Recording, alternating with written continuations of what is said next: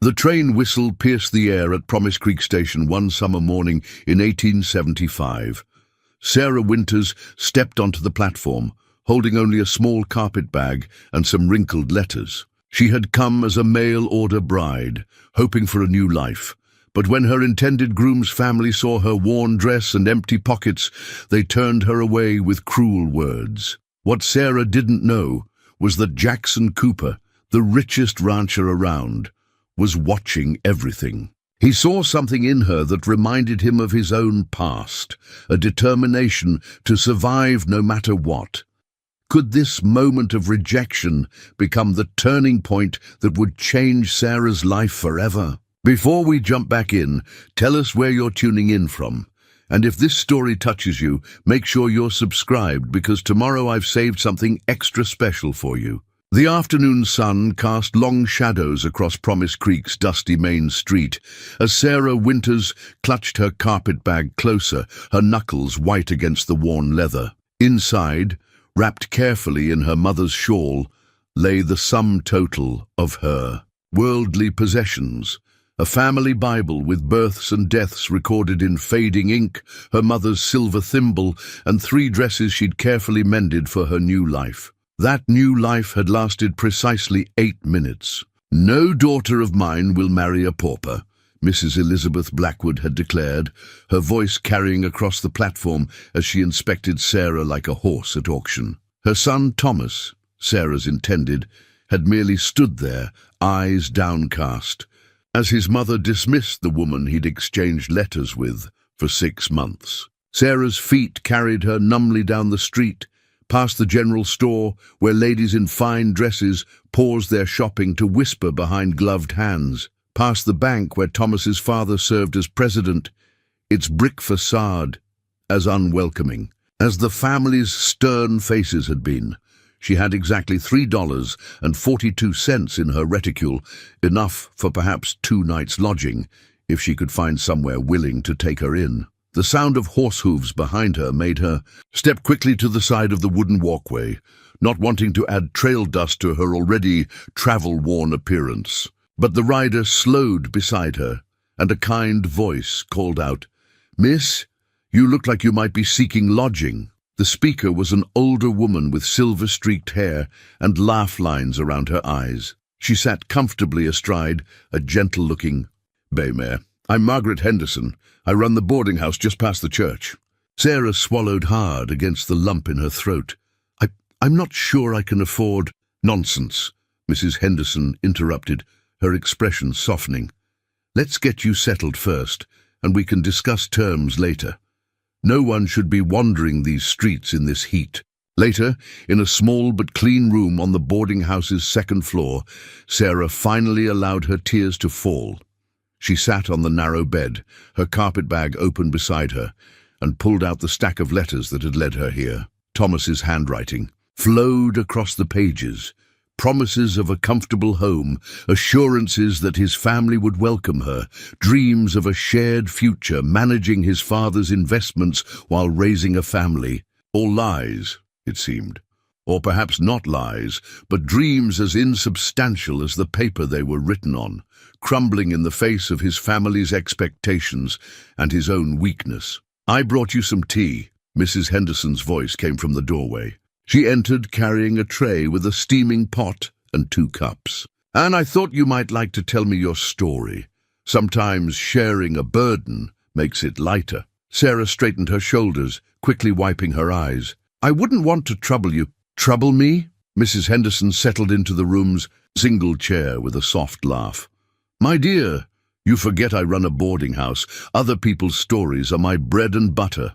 Quite literally, as they're what keep my rooms filled, and yours, I suspect, is more interesting than most." The older woman's manner was so matter-of-fact, so free of either pity or judgment, that Sarah found herself talking. She told of her parents' death from influenza 2 winters past, of trying to maintain their small millinery shop alone, of watching their modest savings dwindle as larger stores drew away their customers, of seeing Thomas's advertisement in the newspaper, "Respectable businessman seeks educated wife," and their subsequent correspondence.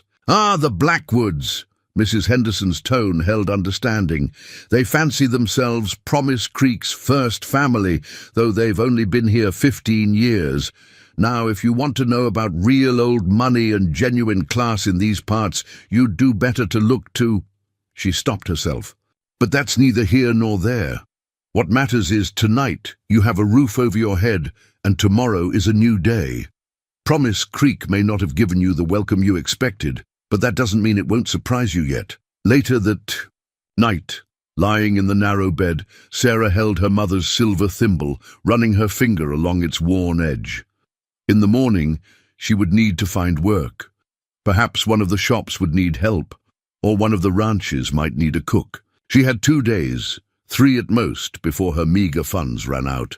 But for tonight, she allowed herself to grieve for the future she'd thought was waiting here, while trying to gather courage for whatever tomorrow might bring. Dawn painted Promise Creek in shades of pink and gold as Sarah made her way down the boarding house stairs.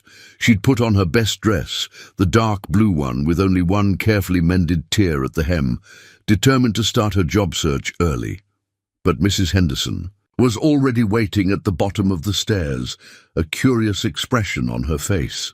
"There's someone here to see you," the older woman said, gesturing toward the parlor. "Mr. Jackson Cooper." Sarah's heart skipped. Everyone in Promise Creek knew the Cooper name. She'd seen it on the largest general store in town, on the livery stable, and heard it mentioned in whispered conversations at the train station. The Coopers owned the biggest ranch in 3 counties, and half the water rights in the territory. Jackson Cooper stood as she entered the parlor, and Sarah's first impression was of quiet strength. He wasn't as elaborately dressed as Thomas Blackwood had been, wearing a simple white shirt, dark vest, and trail-worn boots, but his stance spoke of confidence, and his eyes, direct and thoughtful, held none of the dismissive judgment she'd seen in the Blackwoods. "Miss Winters," he said, touching the brim of the hat he held in his hands, "I hope you'll pardon the early call. I wanted to catch you before you headed into town." "Mr. Cooper," she managed, forcing her voice to remain steady. "How may I help?" "You? Actually," he said, "I'm hoping I might help you." He gestured to one of the parlor chairs, waiting for her to sit before taking his own seat. "I was at the station yesterday. What happened there? It wasn't right." Sarah's cheeks burned. "I don't need pity, Mr. Cooper." "Good," he replied, surprising her with a slight smile, "because I'm not offering any. What I am offering is a job. My housekeeper, Mrs. Chen, is returning to San Francisco to care for her ailing sister. I need someone to manage the household at Willow Creek Ranch, someone educated who can keep books and run a proper household."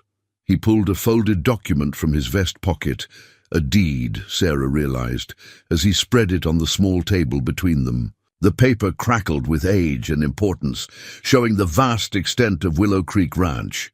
"It's a big responsibility," he continued. "The house staff includes a cook and 2 maids. You'd oversee ordering supplies, managing the household accounts, and ensuring everything runs smoothly. The position comes with private quarters in the main house, all meals, and a fair salary." Sarah studied the deed, her mind racing. The position he described was far more substantial than the shop work she'd hoped to find. But, "Why me? You don't know anything about me. I know you arrived here yesterday prepared to build a new life. I know you carried yourself with dignity when others showed none, and I suspect you're someone who understands the value of hard work and honest opportunity." He stood, settling his hat back on his head. "The choice is yours, Miss Winters. If you're interested, my driver can pick you up at noon. If not, no hard feelings, and I'll still be happy to provide a reference for any position you seek in town." After he left, Mrs. Henderson appeared with a fresh pot of coffee and an expectant look. "Well," Sarah traced her finger along the lines of the deed that still lay on the table. "It seems too good to be true." "Jackson Cooper's known for being unconventional," Mrs. Henderson said, pouring 2 cups of coffee. "But he's also known for being scrupulously honest. When he bought out the mercantile 5 years ago, he kept on every employee and improved their wages. When drought hit 3 years back, he extended credit to half the farms in the county. She stirred sugar into her coffee. Of course, living at the ranch, managing his household, people will talk. People are already talking, Sarah said quietly, thinking of the whispers and stares she'd endured yesterday. True enough, Mrs. Henderson smiled. And at least this way they'll be talking about you while you're earning a good wage and sleeping in a comfortable bed. Sarah looked down at her worn shoes, then out the window, where the sun was climbing higher over Promise Creek. She thought of the $3.42 in her reticule, of the countless shops she'd planned to visit begging for work, of Thomas Blackwood's downcast eyes and his mother's cruel words. What time did he say that driver was coming? Mrs. Henderson's smile widened.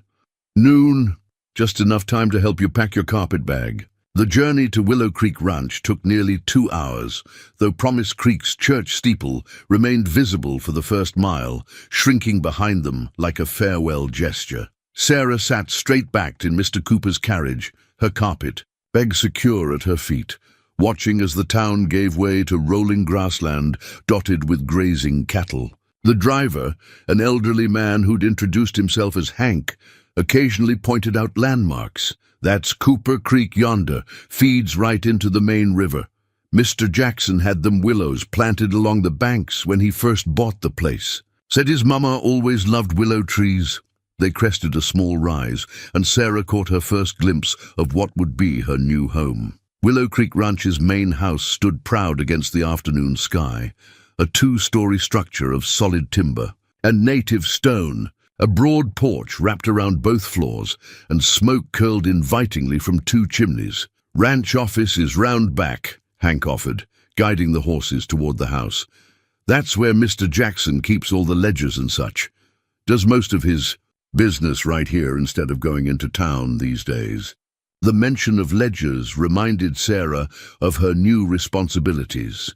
Mr. Cooper had promised to show her the books after she got settled, and her fingers itched to see how the accounts were organized. Back in her parents' shop, she'd prided herself on keeping immaculate records. A slender Chinese woman in a crisp black dress waited on the porch. She descended the steps as the carriage came to a stop, her expression welcoming but businesslike. Miss Winters, I'm Mrs. Chen. Mr. Cooper asked me to show you the house before I leave for San Francisco tomorrow. She helped Sarah down from the carriage with a firm grip.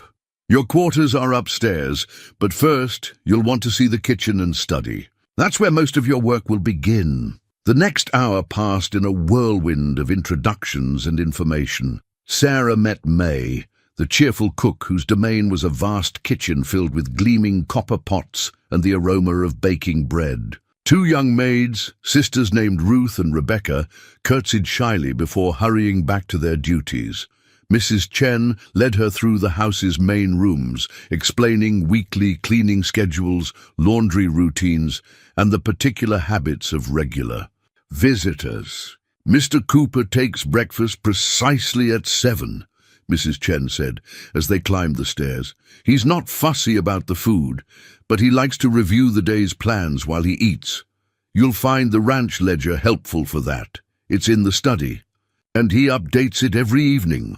Sarah's quarters turned out to be a bright corner room with windows facing both east and south. A 4-poster bed, dresser, and small writing desk filled the space comfortably without crowding it. A blue and white quilt covered the bed, and crisp curtains stirred in the afternoon breeze. My own room? Sarah couldn't keep the surprise from her voice. She'd expected servants' quarters, perhaps shared with the maids. The housekeeper's position here comes with certain responsibilities and privileges, Mrs. Chen said with a small smile.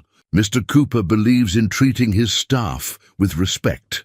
She paused, then added more softly, that's something you'll learn about him. He judges people by their work and character, not their circumstances. A knock at the door interrupted them. Jackson Cooper himself stood in the doorway, still dusty from riding. Pardon the interruption, ladies. Miss Winters, once you're settled, would you join me in the study? I'd like to go over the accounts before supper. Of course, Mr. Cooper. Sarah smoothed her skirt, suddenly conscious of how plain her best dress must look in these surroundings. The blue ledger on my desk, he said, already turning to leave. "Take a look through it first. I'm curious to hear your thoughts on our bookkeeping system." After he'd gone, Mrs. Chen gave Sarah an appraising look. "He doesn't show the ranch accounts to just anyone. You must have impressed him somehow." Sarah thought of the deed he'd shown her that morning, of his quiet confidence in offering her this position. "I hope I can justify his trust. Do your best work, be honest, and remember that everyone here was new once," Mrs. Chen advised. "Now I'll leave you to freshen up.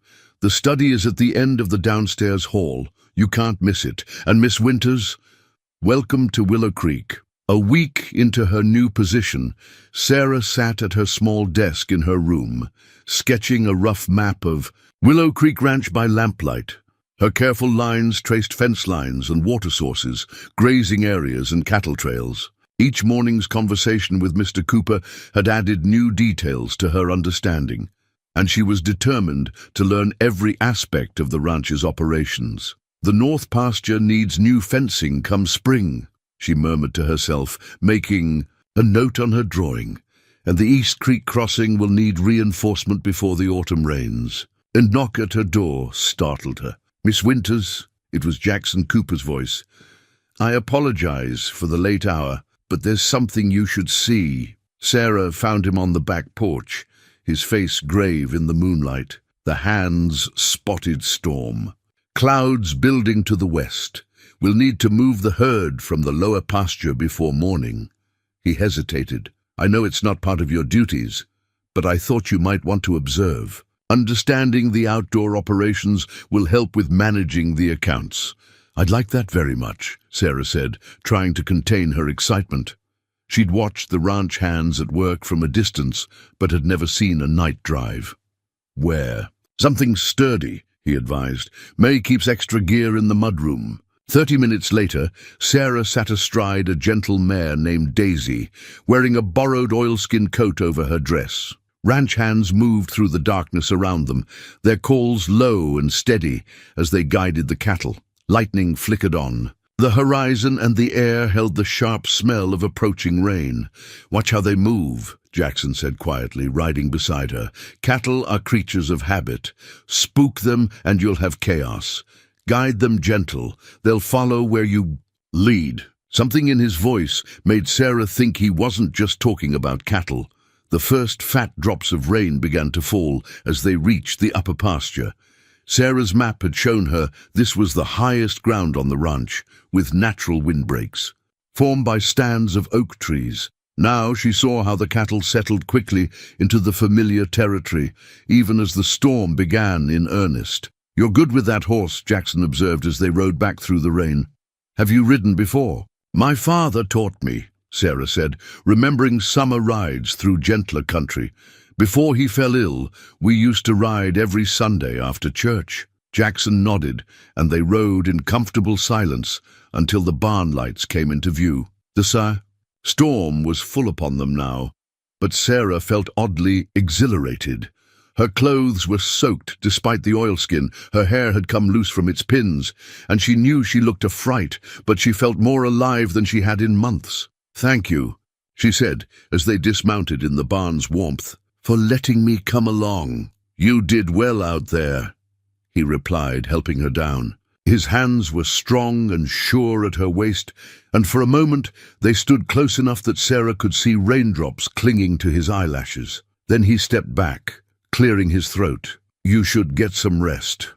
Tomorrow's still a working day." Back in her room, Sarah added new details to her map: the subtle slope of the upper pasture, the placement of the oak groves, the twisting path they'd followed in the dark. Her hands still trembled slightly from the night's excitement, and her cheeks felt warm, remembering that moment in the barn.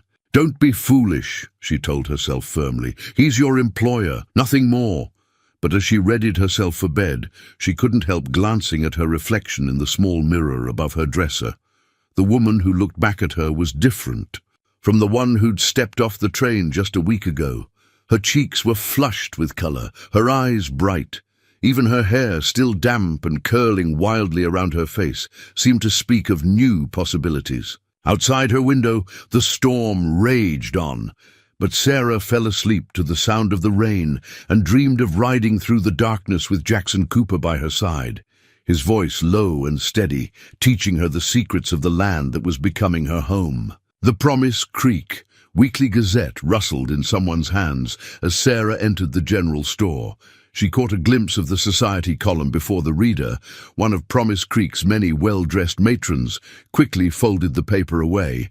But not before Sarah saw her own name in print. Former mail-order bride finds position at prominent ranch. Miss Winters. Mr. Peterson, the store clerk, hurried forward. Mr. Cooper's usual order is ready, though he glanced at the lengthy list in her hand. I see you have some additions. Yes, Sarah said firmly, refusing to acknowledge the whispers behind her. We'll need additional supplies for the harvest crew next week, and Mr. Cooper asked me to review our standing orders. I've found some areas where we might adjust quantities. The bell above the door chimed, and Sarah's spine stiffened as she recognized the sharp tap of Mrs. Blackwood's heels on the wooden floor. Thomas trailed behind his mother like a shadow, just as he had that day at the train station.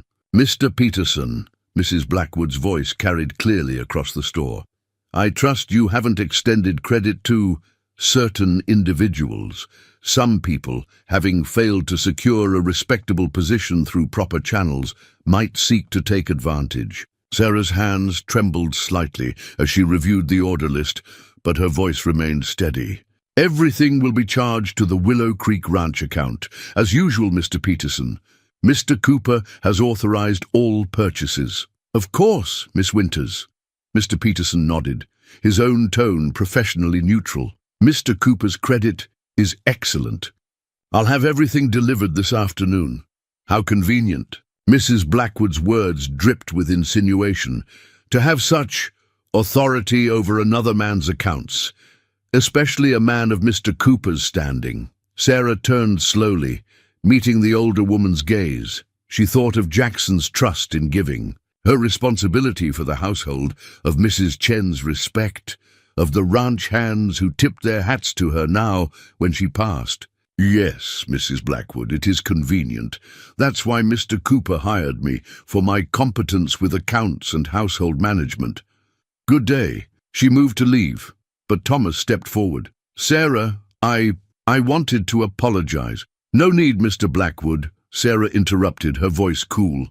Your family's position was made quite clear. Now, if you'll excuse me, I have duties to attend to. She walked out with her head high, but her composure cracked when a familiar voice called out from the boardwalk. Well handled, Miss Winters. Jackson Cooper stood beside his horse, clearly having witnessed the entire exchange. Mr. Cooper, I didn't expect... That is, I thought you were meeting with the cattle buyers today. Finished early. His eyes held a glint of something like pride. Thought I'd ride in and see how the supply order was coming along. Join me for coffee at the hotel restaurant? We should discuss those quantity adjustments you mentioned. Sarah felt the weight of watching eyes from the store window, could practically hear the whispers that would follow. But Jackson's expression was entirely professional, his manner respectful. Thank you, yes. I have several suggestions for improving our ordering efficiency. They walked together to the hotel, Jackson shortening his stride to match hers. In the restaurant, he held her chair and signaled for coffee before taking his own seat. Now, he said, pulling out a small notebook, tell me about these adjustments you're proposing. For the next hour, they discussed household management, supply costs, and ways to streamline the ranch's operations. Sarah found herself relaxing as they talked, sharing ideas she'd been considering since reviewing the accounts. You've got a good head for business, Jackson commented as they finished their coffee. Don't let anyone make you doubt that. Walking back to where Hank waited with the wagon, Sarah caught sight of her reflection in a shop window. She looked different somehow, confident, professional, despite her simple dress and limited means. The woman in the glass wasn't a rejected mail-order bride or a subject of gossip. She was the capable manager of Willow Creek Ranch's household, chosen for her skills and trusted with responsibility. Until dinner, Miss Winters, Jackson said as he helped her into the wagon. His hand was warm around hers, his grip lingering, just a moment longer than strictly necessary. "Until dinner, Mr. Cooper," she replied, and found herself smiling all the way back to the ranch. Late one evening, Sarah sat in the ranch office, surrounded by stacks of old ledgers. She'd been studying them for weeks now, first trying to understand Jackson's system, then beginning to see patterns and possibilities. Her own notebook was filled with calculations and ideas, but she'd hesitated to share them until she was certain. "Still at it?" Jackson's voice from the doorway made her jump. He stood there in his shirt sleeves, looking tired but curious. "It's well past dinner time." "Mr. Cooper, I'm sorry, I lost track of time." Sarah began gathering her papers, but he waved her back to her seat. "Don't stop on my account. What has you so fascinated?" He pulled up a chair beside her, close enough that she caught the scent of leather and sunshine that always seemed to follow him. Sarah took a deep breath. "I've been reviewing the quarterly accounts, and I noticed something." She pulled out her notebook, pages covered in neat columns of figures. "The ranch's operating costs follow a seasonal pattern, but we're not taking full advantage of market fluctuations."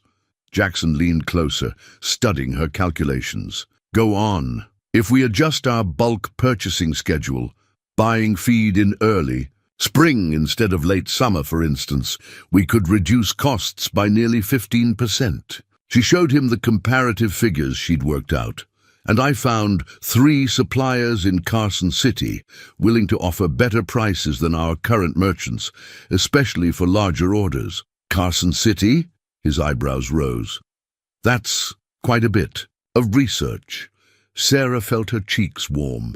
I've been writing letters. My father taught me that good business means always looking for better opportunities." She hesitated, then added, "He owned Morgan's Millinery in Sacramento before we moved east. I helped with his books from the time I was 12. Jackson was silent for a long moment, studying her figures. "Why didn't you mention this experience before?" "I wasn't sure it would matter," Sarah admitted. "A small millinery shop is hardly comparable to a ranch this size."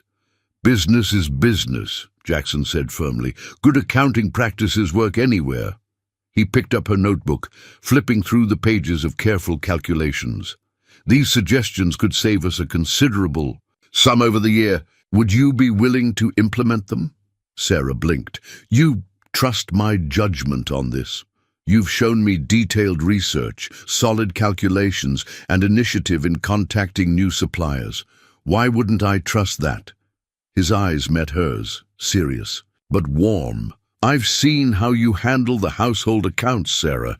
You have a gift for this." It was the first time he'd used her given name, and something in her chest fluttered at the sound of it. "There's more," she said quickly, trying to stay focused. "I've designed a new accounting system that could help track individual herd profitability." She pulled out several sheets covered in carefully drawn grids. Each section would record breeding records, feed costs, and sale prices for different groups of cattle. Over time, we could identify which bloodlines are most profitable. Jackson studied the new system, asking questions that showed he grasped its potential immediately. His shoulder brushed against hers as they bent over the papers together, and Sarah found it increasingly difficult to concentrate on numbers and calculations. "Implement all of it," he said finally, sitting back. "The new purchasing schedule, the supplier contacts, and this tracking system. I'll have Rogers clear space in here for your own desk. You'll need it for this kind of work."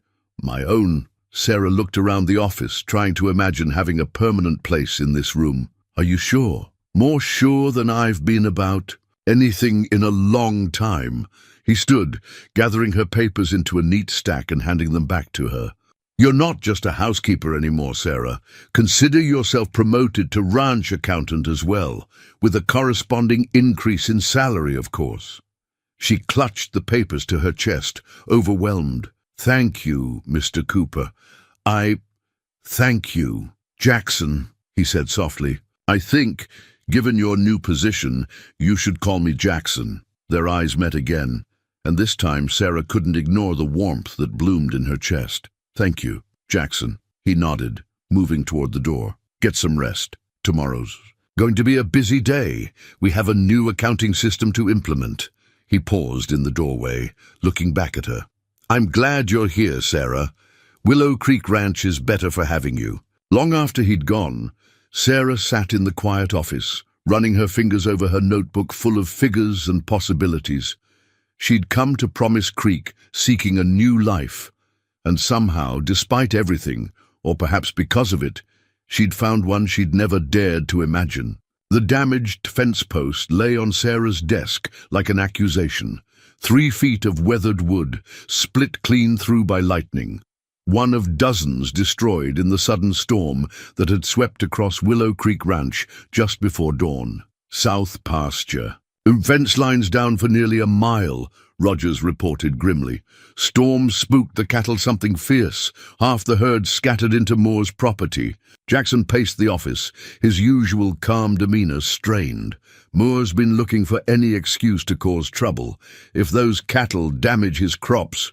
There's worse, Rogers continued. Creeks rising fast. If we don't get them back before... It floods. They'll be trapped on the wrong side, Jackson finished. He turned to Sarah, who was already pulling out her map of the ranch. Those new cattle we just bought, what was their total value? $12,000, Sarah answered, without hesitation. Almost a quarter of our operating capital for the year. Lightning flashed outside, followed almost immediately by a thunderclap that rattled the windows. The storm was returning. We need every hand we can get, Jackson said, shrugging into his oilskin coat. Rogers, round up everyone. I'm coming. 2, Sarah interrupted, standing up. Sarah, no. It's too dangerous. I can ride as well as any of your hands, she insisted. And I know exactly which cattle we're looking for. I helped record every marking when they arrived. She pulled her own copy of the cattle records from her desk. We can't afford to lose them, Jackson. You know I'm right. Their eyes met across the desk, and Sarah saw the moment he accepted her logic. Stay close to me, he finally said, and if I tell you to head back, I'll use my own judgment, she finished firmly, already reaching for her borrowed coat. An hour later, Sarah rode through sheets of rain beside Jackson, watching his hands guide the scattered cattle back toward Willow Creek land. Her hair was plastered to her face, her skirts were soaked through, but she felt eerily calm as she called out the identifying marks of each animal they found. White face, split ear on the left, she shouted over the storm. That's one of the new ones. The creek was a roaring threat to their left, its banks already overflowing. They'd managed to gather most of the herd, but 3 valuable bulls were still missing. There, Jackson pointed to a cluster of trees where dark shapes moved. In the gloom, the missing bulls, but they were on the wrong side of a rapidly rising stream, a tributary of the main creek. The old crossing, Sarah called out, remembering her map. There's a shallow point 50 yards upstream. Jackson nodded, and they rode hard through the rain. The crossing was barely visible, but Sarah had studied every detail of the ranches. Waterways. She watched in terror as Jackson guided his horse into the rushing water, leading the way. The current pulled at his mount's legs, but they made it across. Stay there, he shouted back to her. I'll drive them around. But Sarah was already urging Daisy forward. She couldn't let him face this alone. The water was shockingly cold, as it swept past her horse's flanks, and for a moment she thought they might be carried away. Then Daisy's hooves found purchase on the far bank, and they were across. Together they worked the bulls away from the trees and toward the crossing. The animals were reluctant to move, but Sarah had learned more about cattle handling than she'd ever expected to need. She used her voice and her horse's presence, just as she'd seen Jackson do, guiding rather than forcing. Almost there, Jackson called encouragingly as the first bull stepped into the water. Easy now. The crossing seemed to take forever, but finally all 3 bulls were safely on the right side of the stream. Sarah turned Daisy to follow, but a massive crack of lightning split the sky. The horse reared in terror, and Sarah felt herself slipping from the saddle. Strong arms caught her before she hit the ground. Somehow Jackson had reached her in time, pulling her against his chest as Daisy bolted away. "I've got you," he said hoarsely, his heart pounding against her cheek. "I've got you, Sarah." They stayed like that for a long moment, rain pouring down around them, his arms tight around her waist. When he finally set her on her feet, his hands lingered at her sides. "We should get back," he said, but he made no move to release her. "Yes," Sarah whispered, looking up at him. Rain dripped from his hat brim, and his eyes were dark with something more than concern. Thunder rolled overhead, breaking the spell. Jackson helped her mount behind him on his horse, and her arms went around his waist as they rode back toward the ranch. Sarah told herself she held on so tightly because of the storm, but they both knew it wasn't true. The Promise Creek harvest. Festival was the social event of the season, and Sarah's hands trembled slightly as she pinned up her hair. She'd used part of her new salary to buy fabric for a new dress. Deep green silk that May had helped her sew into something far more elegant than anything she'd owned before. "Miss Sarah?" Ruth knocked softly before entering with a small envelope. "This just came from Mr. Cooper." Inside was a dance card, already filled out in Jackson's steady hand. "Save me the first dance, J." Sarah touched the card gently, remembering his words from breakfast. "As ranch accountant, your presence at the festival is expected. We should arrive together, for propriety's sake, of course." Now, hearing his boots on the stairs, she tucked the dance card into her pocket and took a final look in the mirror. The woman who gazed back seemed both familiar and strange. Still, Sarah Winters, but somehow more. "You look beautiful." Jackson's voice came from her doorway. He wore a formal black suit that made him even more handsome than usual, if that was possible. "Thank you," she managed, taking his offered arm. "For everything." The festival was held in the town hall, decorated with autumn leaves and golden bunting. As they entered, Sarah felt the weight of every eye in the room, heard the whispers start immediately, but Jackson's arm was steady under her hand as he led her through the crowd. "Miss Winters! Mr. Cooper!" Mrs. Henderson approached with a warm smile. "How lovely to see you both. Sarah, dear, that color suits you perfectly." Before Sarah could respond, the music started, a gentle waltz.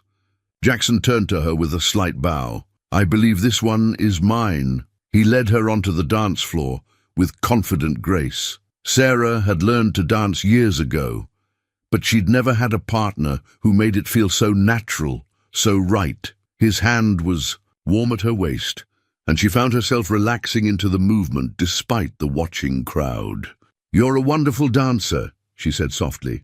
"My mother insisted on lessons," he replied with a small smile. "Said a man should know how to lead properly, in dancing and in life." His eyes met hers. "She would have liked you, Sarah."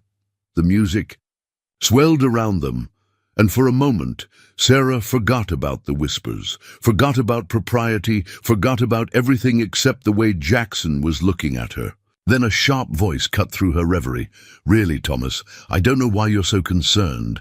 It's clear she's found a position that suits her." Mrs. Blackwood stood near the refreshment table with Thomas, her voice carefully pitched. "To carry." But before her words could sting, Jackson smoothly turned their dance, putting his broad shoulders between Sarah and the Blackwoods. "Ignore them," he murmured. "You belong here, Sarah, more than they ever will." As if to prove his point, other couples began approaching between dances. Ranchers wanted to discuss her innovative accounting methods. Their wives, seeing Jackson's clear respect for her, offered tentative friendships.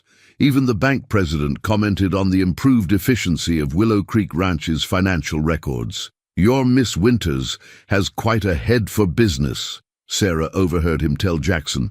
"We could use that kind of thinking at the bank." "She's not my Miss Winters," Jackson replied evenly.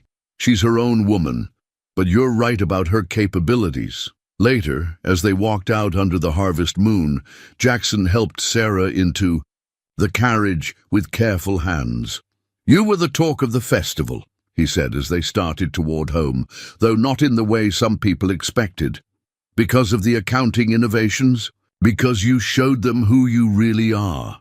His voice was soft in the darkness. "The same way you showed me." Sarah fingered the dance card in her pocket, thinking of how far she'd come from that first day at the train station. "Thank you for giving me the chance, Sarah."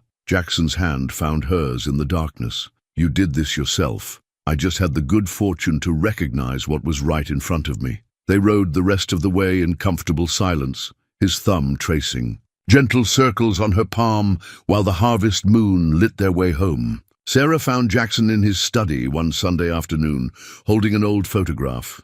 He stood by the window, lost in thought, until she quietly cleared her throat.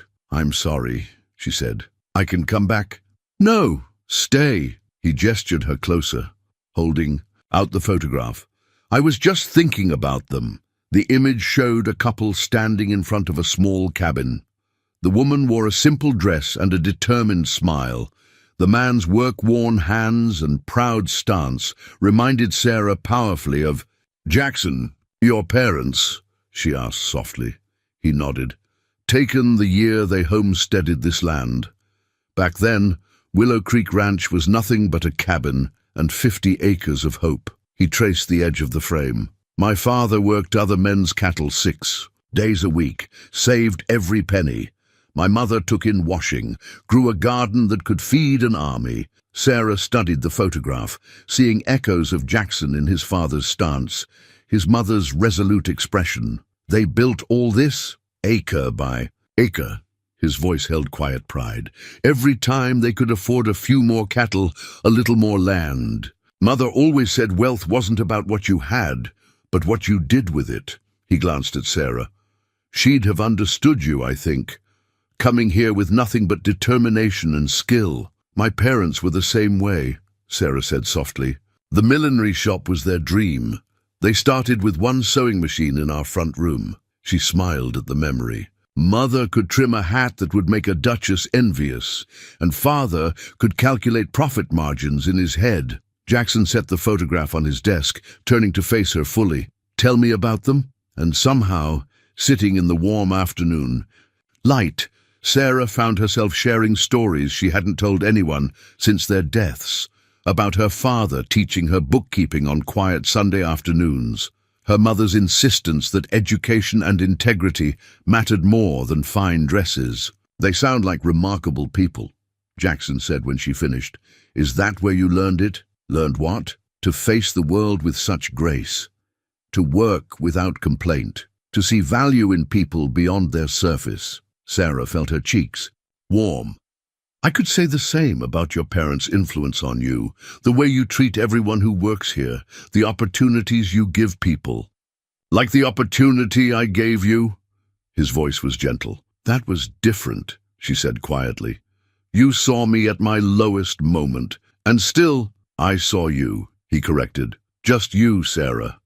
The same way you see me, not as the rich rancher, but as the son of 2 people who worked their whole lives to build something worthwhile." He picked up the photograph again. "Mother used to say real partnerships were built on shared values, not shared circumstances." The word partnerships hung in the air between them, full of unspoken meaning. "They would be proud," Sarah said softly, "of how you've grown their dream, and yours would be proud of how you've rebuilt your life." He set the photograph down. "Again, but this time closer to Sarah's side of the desk. This is part of your history now, too. The ranch, its legacy, all of it." Their eyes met, and Sarah felt the shift in the air, the acknowledgement that something was changing between them, had been changing since that first day at the train station. "I should check on dinner," she said finally, though she made no move to leave. "Sarah," Jackson's voice stopped her as she reached the door. Would you join me for a private supper tomorrow evening? There are things I'd like to discuss." Her heart stuttered at his tone, at the look in his eyes. "Yes," she said simply. "I'd like that." As she walked back to the kitchen, Sarah's hands trembled slightly, but not from fear or uncertainty. For the first time since coming to Promise Creek, she felt she was exactly where she was meant to be, walking a path her parents would have understood and blessed. And tomorrow held possibilities she'd never dared to dream of when she first stepped off that train. The small velvet box sat unopened on Jackson's desk while he paced the study. Sarah watched him from her chair, her heart racing as he struggled to find words. something she'd never seen him do before. "I had a whole speech prepared," he said finally, running a hand through his hair, "about the ranch's future, about partnership opportunities, about combining our business acumen." He stopped pacing, turning to face her. "But sitting here with you now, none of that seems to matter as much as the simple truth." "Which is?" Sarah's voice was barely a whisper. Jackson picked up the velvet box, but didn't open it yet. "When you stepped off that train, something changed at Willow Creek Ranch. You brought life and intelligence and grace to everything you touched. The accounts improved, yes, but more than that, you improved us. All of us." He smiled softly. "Especially me." He knelt beside her chair, and Sarah's breath caught in her throat. "I watched you rebuild your life with dignity and determination. I saw you face down gossip with grace, master new skills with enthusiasm, and turn every challenge into an opportunity. And somewhere along the way, without even trying, you became essential, not just to the ranch, but to me." His hands trembled slightly as he opened the box, revealing a delicate gold ring set with a single pearl surrounded by tiny diamonds. "This was my mother's. She made me promise I'd only give it to someone who understood that true worth isn't measured in dollars or social standing, but in character and determination." "Jackson," Sarah's eyes filled with tears, "I'm not offering you a position anymore, Sarah. I'm offering you a life. A partnership in every sense of the word." His eyes held hers, vulnerable and hopeful. "I love you. I think I started falling the moment I saw you hold your head high in the face of rejection. I know I'm asking you to take another chance on marriage, and if you need time—" "Yes," Sarah interrupted, her heart too full to wait another moment. "Yes to time, or yes to—" She slid from her chair to kneel beside him, taking his face in her hands. "Yes to you. Yes to partnership. Yes to love. Yes to all of it." The ring slipped onto her finger as if it had been made for her. Jackson's hands shook as he placed it there, then lifted her fingers to his lips. "I had a whole business proposal prepared too," he said with a soft laugh, "about making you full partner in the ranch operations, sharing the profits, expanding our holdings. We can discuss business tomorrow." Sarah's fingers traced his cheek. "Right now, I just want to remember this moment, how it feels, how you look at me, how I'll look at you for the rest of our lives," he promised, drawing her closer. Their first kiss was gentle, tentative, like a question finally being answered. The second was deeper, fuller, years of growing love and trust flowing between them. When they finally parted, Jackson rested his forehead against hers. "I should have done this months ago." "No," Sarah said softly. "This was the perfect time. We needed to build trust first, to know each other's hearts." She looked down at the ring, its pearl glowing softly in the lamplight. "To understand that we're stronger together than apart." Jackson stood, pulling her up with him. "I'll make the announcements tomorrow, unless—" He hesitated. "Would you prefer a long engagement?" Sarah thought of the journey that had brought her here, from desperate mail-order bride to confident businesswoman, from stranger to beloved partner. "I think we've waited long enough, don't you?" His smile lit up his entire face. "I'll send for the preacher whenever you're ready." 2 weeks, she decided. Time enough for a proper wedding, but not so long that people think we're unsure. She grinned. "Besides, the ranch books need closing for the quarter, and I'd rather do it as Mrs. Cooper." Jackson laughed, pulling her close again. "My practical, beautiful bride, how did I get so lucky?" "We both got lucky," Sarah corrected, thinking of that day at the train station. "Sometimes life's greatest blessings come disguised as disappointments." She caught a glimpse of their reflection in the window, her in her simple dress, him in his work clothes, both glowing with joy. Not a fancy couple, perhaps, but a genuine partnership, just as their parents would have wanted. The marriage license lay on the courthouse desk, its ink still drying.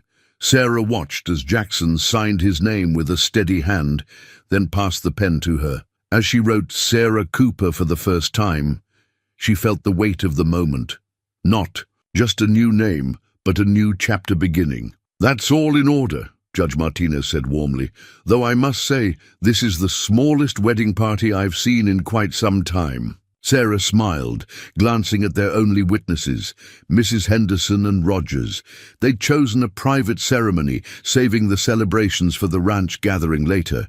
No elaborate church wedding, no society spectacle, just 4 people in the judge's office and 2 hearts ready to join as one. "Sometimes the smallest ceremonies mean the most," Mrs. Henderson observed, dabbing at her eyes, "especially when they're built on something real." Back at the ranch, the transformation awaited them. The hands had decorated the main house with wildflowers and ribbons, and May had outdone herself preparing a feast. But it was the study that brought tears to Sarah's eyes. A second desk had been installed beside Jackson's, with a brass nameplate reading, "Mrs. Sarah Cooper, partner." "Welcome home," Jackson whispered, squeezing her hand. The celebration was everything Sarah could have wished for. Ranch hands and their families gathered in the yard, sharing food and stories. Children played tag between the tables, and even the most weathered cowboys had smiles on their faces. "Speech!" someone called out as the sun began to set. "Speech from the happy couple." Jackson stood, drawing Sarah up beside him. "I could talk about luck," he began, his voice carrying across the yard. About how fortune smiled on Willow Creek Ranch the day Sarah stepped off that train. But it wasn't luck that built this partnership. It was hard work, determination, and the kind of courage that turns setbacks into stepping stones. He turned to face her fully. Sarah didn't just bring her business skills to the ranch. She brought her heart, her integrity, and her vision of what we could become together. She made us better, made me better, by believing in the power of true partnership. Sarah squeezed his hand, finding her own voice. "When I came to Promise Creek, I thought I was seeking security. What I found instead was purpose. This ranch, these people." She looked around at the faces that had become family. "You didn't just give me a place to work. You gave me a home." Later that evening, as lanterns twinkled in the gathering dusk, and fiddle music floated on the air, Sarah and Jackson slipped away to the porch. She wore a simple white dress, not the elaborate gown she'd once imagined as a mail-order bride, but one that felt truly her. "Happy?" Jackson asked softly, wrapping his arms around her from behind. "More than I ever thought possible." She leaned back against him, watching the celebration continue in the yard. "Though I keep thinking about tomorrow." "Tomorrow?" Those cattle contracts won't review themselves, and the quarterly report." Jackson's laugh rumbled through his chest. "My beautiful bride, already thinking about business." "Your beautiful partner," she corrected with a smile. In all things, he agreed, turning her to face him. "But maybe we can let the contracts wait until the day after tomorrow." Sarah reached up to touch his cheek, remembering all the moments that had led them here. The rejection at the train station, that first night drive with the cattle, the storm that had brought them closer, the quiet evenings working side by side in the study. "I love you," she said simply. "Not just for giving me a chance that day, but for seeing me as an equal, for building this with me." His kiss was gentle, full of promise. When they parted, the fiddle music had changed to a slow waltz. "Dance with me, Mrs. Cooper?" She took his offered hand, following him down the porch steps. As they swayed together under the stars, Sarah caught Mrs. Henderson's knowing smile, saw Rogers tip his hat in approval. This, she realized, was what her parents had tried to teach her about. True partnership. 2 people building something greater than themselves, supported by a community that had become family. And tomorrow they would begin their shared future, one careful step at a time, just as they had learned to dance together. The town council minutes recorded it simply: "Motion to establish Promise Creek's first women's business association, proposed by Mrs. Sarah Cooper of Willow Creek Ranch." But the ripples from that single line spread through the community like waves in a still pond. It had started with Martha Jensen, a widow struggling to keep her husband's general store afloat. She'd come to Sarah after hearing about the innovations at Willow Creek Ranch, hoping for advice. Sarah had spent an afternoon reviewing the store's books, showing Martha the same inventory management system she'd developed for the ranch. A week later, Emma Patterson, who ran the town's bakery, asked for similar help. Then came Rebecca Mills with her dressmaking shop and Catherine Walsh with her boarding house. "You've started something," Jackson observed one evening, finding Sarah at her desk surrounded by ledgers from various businesses. "Half the women in town are talking about your bookkeeping classes." "They just needed someone to show them how," Sarah replied, looking up from her work. "Most of them already had good business sense. They just lacked confidence in their own judgment." The council meeting room was packed the day Sarah presented her proposal. Women business owners filled the back rows while their husbands sat forward with skeptical expressions. Sarah stood at the podium, her voice clear and steady. "Promise Creek is growing," she began. "Our businesses need every advantage to compete with larger towns. The Women's Business Association will provide training in modern accounting methods, cooperative purchasing power, and mutual support for existing and new enterprises." She laid out the benefits methodically, how bulk ordering could reduce costs for everyone, how shared knowledge could prevent common mistakes, how stronger businesses meant a stronger town. Through it all, she felt Jackson's proud gaze from his seat on the council. Mrs. Cooper, Thomas Blackwood Sr., spoke from his place at the banker's table. "While your enthusiasm is admirable, surely you understand that complex business matters are exactly what these women handle every day," Sarah interrupted smoothly. "I've reviewed the books of 12 businesses in town.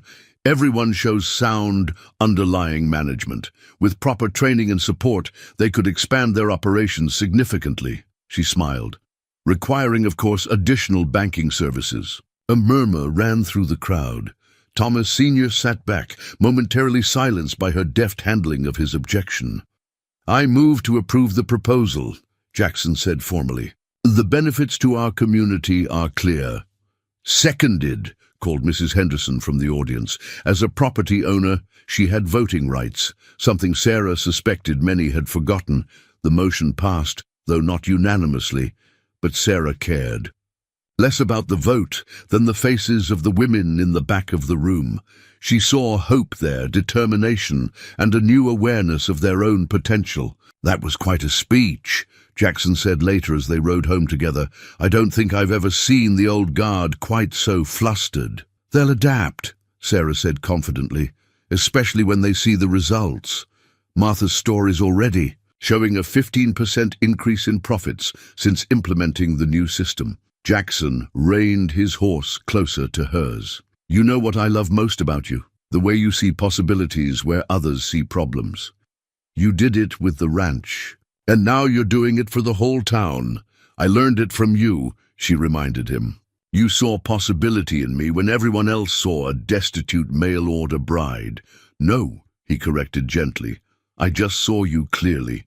The same way you see these women, not for their circumstances, but for their potential." The autumn sun was setting behind them as they approached Willow Creek Ranch, painting the sky in shades of promise. Sarah thought of all the twists and turns that had led her here, of how rejection had opened the door to something far better than she'd originally hoped for. "We're going to change things," she said softly. "Not just the ranch, not just the businesses, the whole way people think about what's possible." Jackson reached across the space between them, taking her hand. "Together," he agreed. "That's how all the best changes happen." The drought records told a grim story. Sarah studied the yellowed pages from previous years, comparing them to their current situation. 3 months without significant rain, wells running low, grass turning brown and brittle across the pastures. "Moore's selling his cattle at half price," Jackson reported, entering the study with dust on his coat and worry in his eyes. "Carson's already sold out completely. They're saying this could be the worst drought since '62. Sarah pushed the records aside, pulling out their current ledger. "How long can we maintain the herd with the remaining water? Maybe 6 weeks. We're hauling from the North Creek, but it's slowing to a trickle." He ran a hand through his hair, leaving it standing on End. If we don't get rain soon, then we adapt, Sarah said firmly. Show me the water survey maps again. They spread the maps across her desk, studying the network of creeks and springs that fed the ranch. Sarah traced the lines with her finger, remembering something she'd noticed during her first weeks here. The old mining tunnels, she said suddenly. The ones that run under the East Ridge. You said they always had water in them. Jackson straightened. They're dangerous, Sarah. That's why we sealed them off. But the water's still there, isn't it? Underground springs feeding them. She pulled out her own map of the ranch, the one she'd drawn that first month. Look, they're higher than the main pastures. If we could channel that water, it would take significant engineering and capital we don't have right now. Sarah was already pulling out calculations. We have the money I saved on feed contracts and... She hesitated. I still have my mother's silver thimble. Other pieces too. They're worth something. Sarah, no, those are your memories. And this ranch is our future. She took his hand. My parents built their business from nothing. They taught me that sometimes you have to risk what you have to protect what matters. Jackson studied her face for a long moment. You really think this could work? I think we have to try, not just for us, but for everyone who depends on this ranch. She squeezed his hand. We're partners, remember? In good times and bad. The next weeks were a blur of activity. Engineers were consulted, plans drawn up. Sarah sold her silver, adding the funds to their carefully managed reserves. Ranch hands dug channels and laid pipe, working through the heat of the day to redirect the underground water. The whole town watched and whispered. Some said they were fools to throw money at a lost cause. Others started calling Sarah that crazy Cooper woman behind her back. But she kept working, kept calculating, kept believing. The day they opened the first channel was like a miracle. Water flowed down the newly cut ditches, spreading life across the parched earth. It wasn't enough to save every pasture, but it was enough to keep their core herd alive. You did it, Jackson said softly, standing with her as they watched the water flow.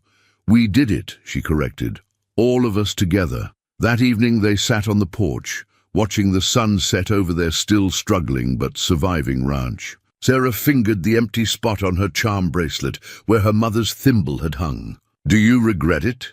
Jackson asked, noticing the gesture. No. Sarah leaned against his shoulder. Mama always said things were just things. It's what you build with them that matters. Speaking of building, Jackson pulled a small package. From his pocket, I had this made to replace what you gave up. Inside was a silver charm in the shape of a water droplet, engraved with the date they'd opened the channels. So you'll remember, he said softly, that sometimes the biggest tests lead to the best solutions, and that faith in each other is worth more than silver. Sarah touched the charm gently, thinking of all they'd faced together. The drought wasn't over. They could see that in the dusty horizon and feel it in the hot wind, but they'd found a way forward, just as they always had. Whatever comes next, she said. We'll face it together, Jackson agreed, pulling her close as the evening star appeared above their land. The way we do everything that matters. The letter arrived on a bright spring morning, Sarah's old name written in a once familiar hand. Miss Sarah Winters, care of Willow Creek Ranch. Just seeing it made her pause, remembering that hopeful girl who'd once treasured similar letters. Thomas Blackwood's handwriting, she murmured, showing the unopened envelope to Jackson across their shared desk. He must not have heard I'm married, or chose to ignore it, Jackson said quietly. Would you like me to send it back? Sarah shook her head. No. Whatever he has to say, I can face it now. The letter was 4 pages long, filled with explanations and apologies. Thomas wrote of regret, of standing up to his parents at last, of hoping to make amends. He'd heard of her success with the Women's Business Association, her handling of the drought crisis. He wanted to meet, to talk about what might have been. I was a coward that day at the station, Sarah read aloud, her voice steady. I've thought of you often, wondering if we could start again. Jackson sat silent, his face unreadable. What are you thinking? He finally asked. Sarah set the letter down, reaching for her wedding ring, the same pearl and diamond band. That had been Jackson's mother's. I'm thinking how strange life is.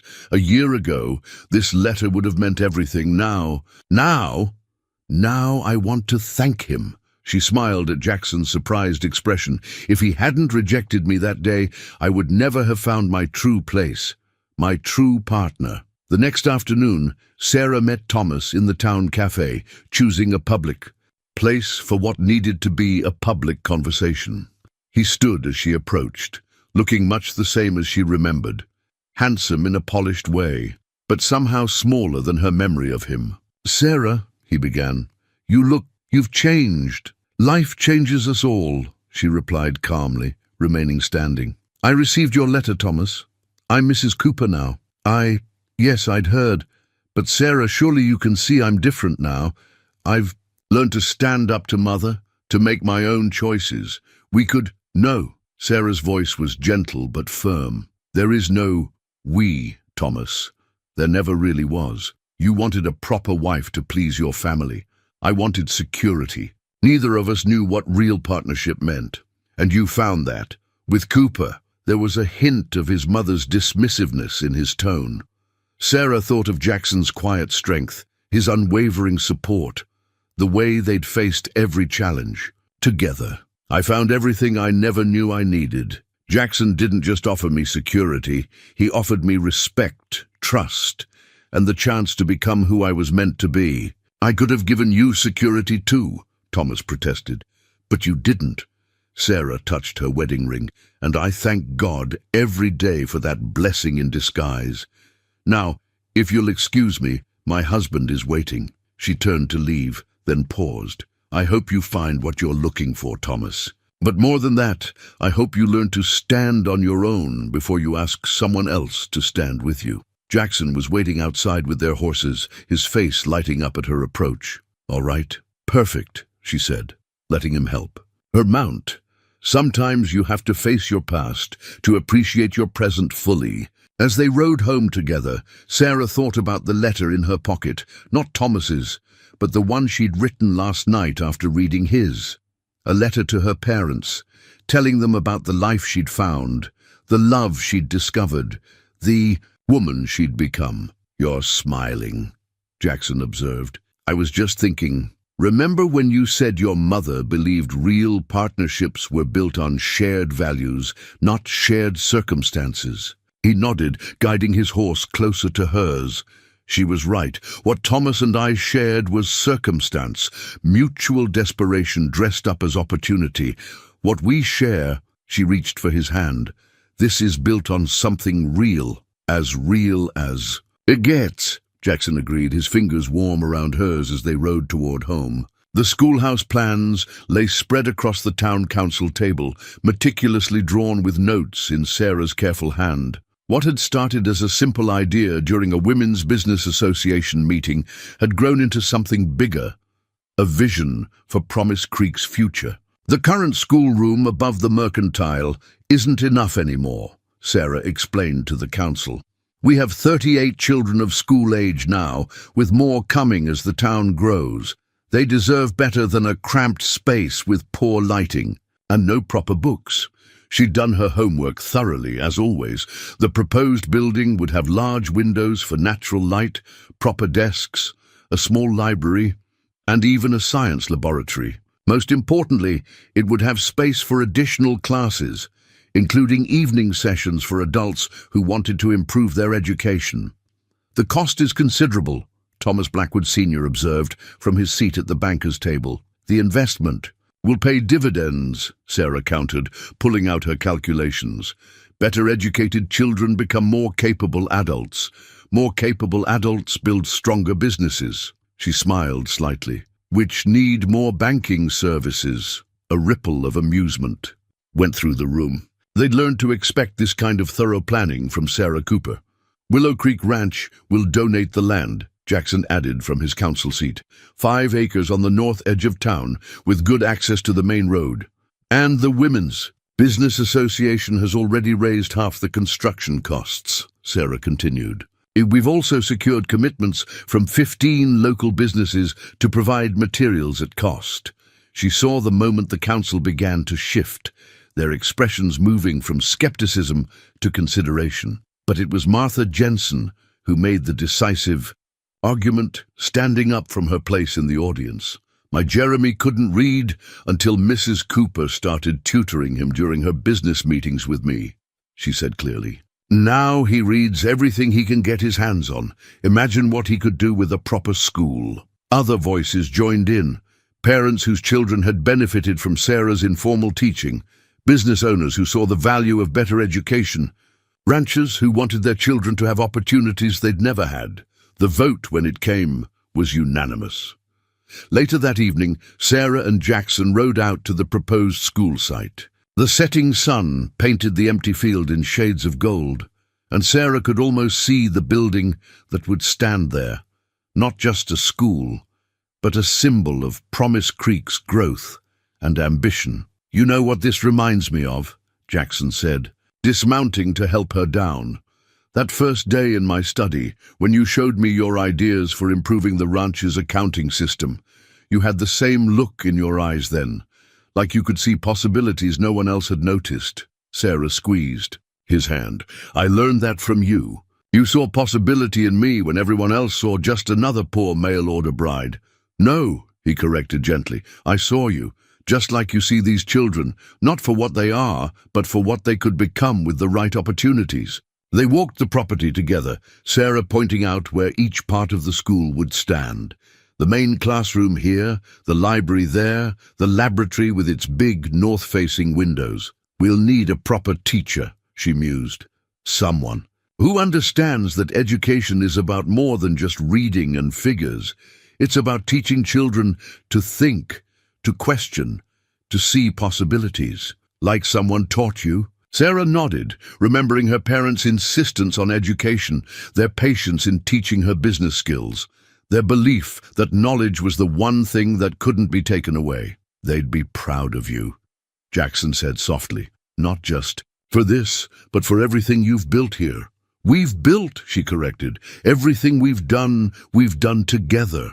As they rode home in the gathering dusk, Sarah thought about all the changes she'd seen in Promise Creek since that first difficult day. The town had grown, yes, but more than that, it had grown in the right ways, becoming more inclusive, more forward-thinking, more focused on building a future than maintaining old prejudices. Penny for your thoughts? Jackson asked. Sarah smiled. I was just thinking, sometimes the best gifts we can give are the ones that keep growing after we're gone. Like education, like opportunity, like faith in possibility. Like love, Jackson added quietly, and Sarah's heart swelled with the simple truth of it. The garden design was Sarah's idea, but it had quickly become their shared passion. What started as a simple sketch on the back of a ranch report had grown into an elaborate plan, a peaceful haven behind the main house, complete with winding paths, flower beds, and a small pond fed by the spring they discovered during the drought. My mother always wanted a proper garden, Jackson said one evening as they worked together, marking out the flower beds. She managed to grow a few roses, but there was never enough time with all the ranch work. Sarah paused in her measuring to watch him drive a stake into the ground. After more than a year of marriage, she still found herself struck by moments like this, the easy strength in his movements, the quiet tenderness in his voice when he spoke of his parents. Tell me more about her roses, she said softly. Yellow. Uns climbing up the porch posts? He smiled at the memory. She said they reminded her of sunshine, even on cloudy days. Father used to bring her cuttings whenever he rode into Carson City. Sarah made a note on their design. Then we'll plant yellow roses here, by the entrance, and maybe we could add some of those purple irises, like the ones my mother loved. A garden of memories, Jackson mused, moving to stand behind her, his arms encircling her waist. And new beginnings. The new beginnings part had been unexpected, but welcome news, shared just that morning. Sarah's hand drifted to her still flat stomach, and Jackson's covered it protectively. We don't have to do this now, he murmured. The garden can wait. No, Sarah said firmly. I want our child to have this, a place of beauty and peace, where they can learn about their grandparents through the flowers they loved. They worked until dusk, laying out paths and preparing soil. The ranch hands had offered to help, but this felt like something they needed to do themselves, a labor of love, creating something purely for joy rather than profit. I never thought I could be this happy, Sarah admitted, as they sat on the porch later watching the stars emerge. That day at the train station, when everything seemed to be falling apart, that day, you were exactly where you needed to be, Jackson finished. Even if neither of us knew it yet. She turned to study his face in the fading light. When did you know that this was more than just giving a desperate woman a chance? Jackson's fingers traced patterns on her palm. There were moments. The way you tackled the ranch accounts with such enthusiasm. How you held your head high in town despite the gossip. But I think I truly knew during that night drive in the storm. You were soaked through, probably terrified, but so determined to do your part. I remember thinking, this is what a real partner looks like. For me, it was the little things, Sarah said softly. How you always listened to my ideas, even when they seemed impossible. The way you made space for me in your study, your home, your life. How you saw me, really saw me, when everyone else just saw circumstances. A cool breeze carried the scent of fresh-turned earth and promise from their newly marked garden. Soon it would be filled with flowers, yellow roses for his mother, purple irises for hers, and new varieties they would choose together. I was thinking, Jackson said, his hand settling protectively over her middle again. If it's a girl, we might name her Rose, or Iris if you prefer. Sarah's heart swelled with love for this man who understood without being told how much that would mean to her. And if it's a boy, then we'll just have to plant twice as many flowers in his honor, she laughed, leaning into his embrace. I love you, Jackson Cooper, more than I ever thought possible. And I love you, Sarah Cooper, more every day. They sat together in comfortable silence, watching the first stars appear over their land. Tomorrow would bring new challenges, a ranch to run, a school to build, a baby to prepare for. But tonight was for this. Shared dreams, gentle touches, and the deep certainty that they had found something rare and precious in each other.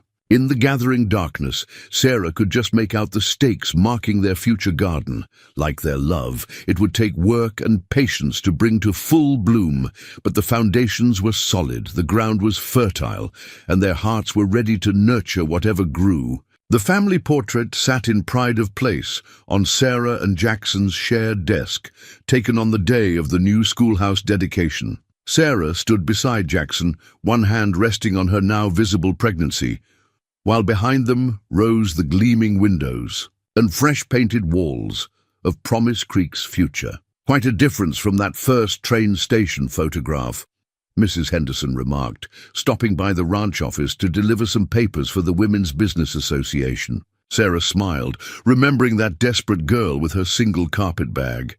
Sometimes I hardly recognize myself from then. Oh, I do, Mrs. Henderson said with a knowing look. That strength was always there, dear.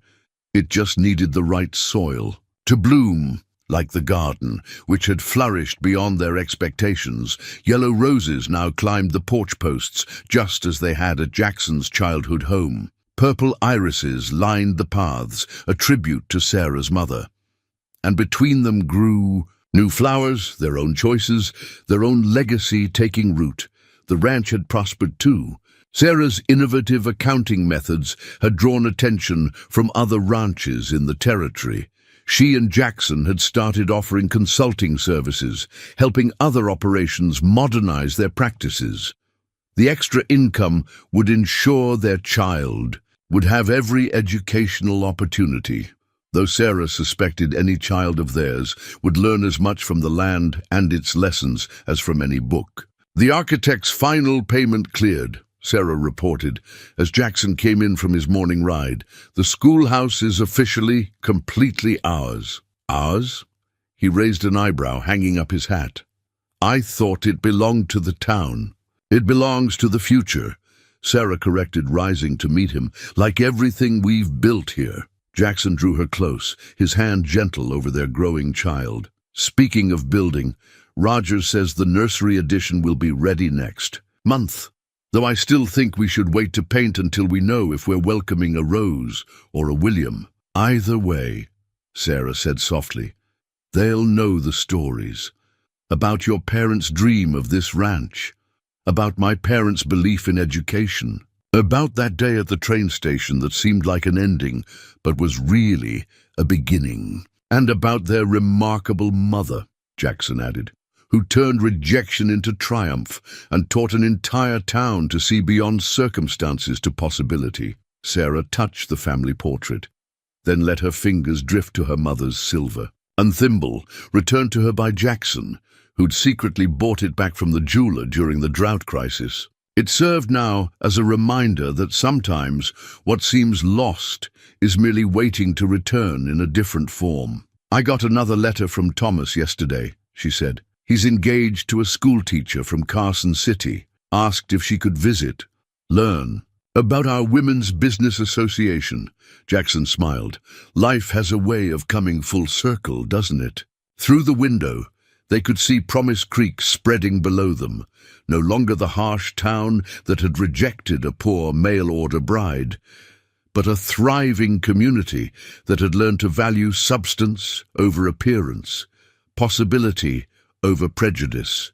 Do you ever wonder, Sarah asked, what would have happened if you hadn't been at that train station that day?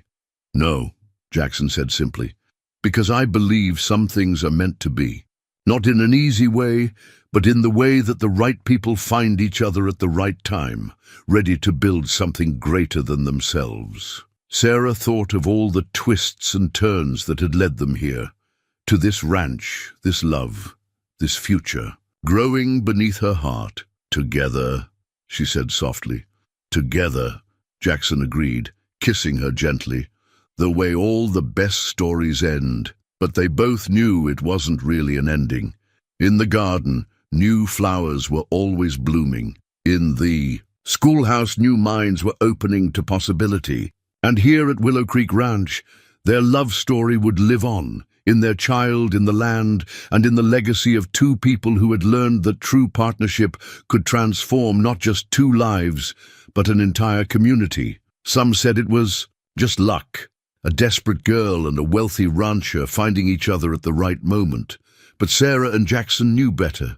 It was about seeing beyond circumstances to the heart of things, about believing in possibility, and about the kind of love that builds something lasting. It was, in the end, about coming home, to the place, the person, and the life they were always meant to find.